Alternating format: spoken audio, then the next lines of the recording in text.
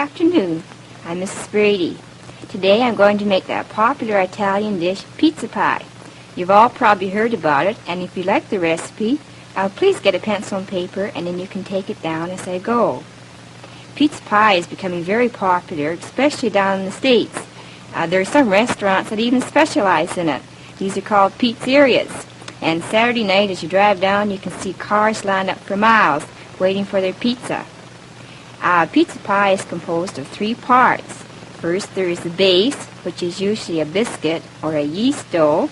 This is covered with a tangy tomato sauce, sprinkled with oregano, and then topped with nippy cheese.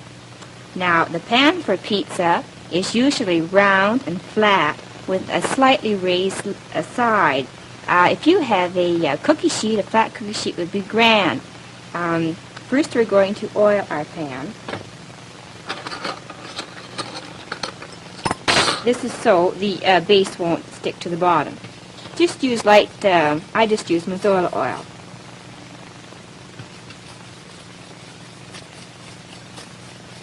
Now, the base for pizza, as I mentioned before, is a biscuit or yeast dough.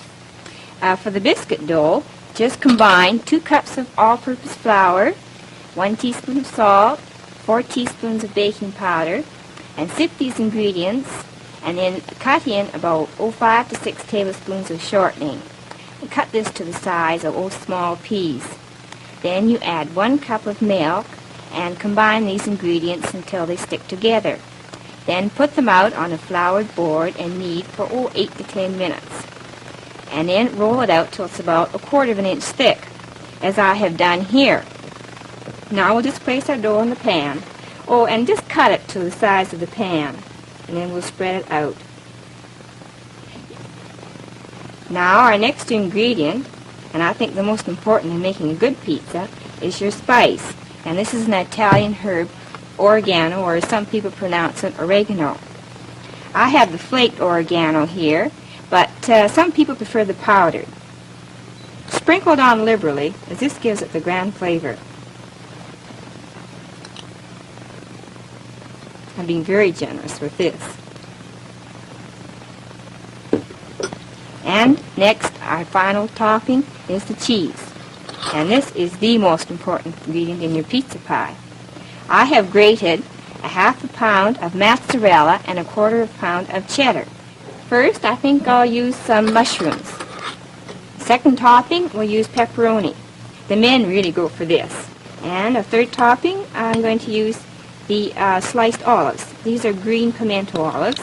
And fourth is, I'm using sardines, but you may use anchovies or fish paste or any fish base that you like. And then, of course, you mustn't forget our onions. These are the Spanish onion rings. They are a little bit milder than the domestic onions or the regular cooking onions. If you'd like, you can use green peppers or eggplant or chopped hard-cooked egg, or just use your imagination and go to town on your toppings.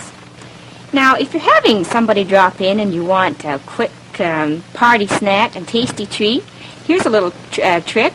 Just take a hamburger bun and slice it in half, and this will be your base for your pizza pie. I'll just move this over here. Now, this is a grand idea, especially if you've got one of those large Lazy Susans. You can just put old pickles and relishes in the center, and then you can put these individual pizzas around the edge. Serve this with lots of good black coffee, and you'll be a popular hostess. Now, these are baked at the same temperature as our main pizza, 400 degrees, or else you can broil them if you don't want to put the oven on. Now, I do hope that you'll try making pizza pie for your family or your guests soon, and I do hope that you find them satisfactory. And I know it's such a simple thing to do, and also you can use your imagination on the toppings to produce a different and a taste treat for the family. And I'm sure you'll all become real pizza fans soon.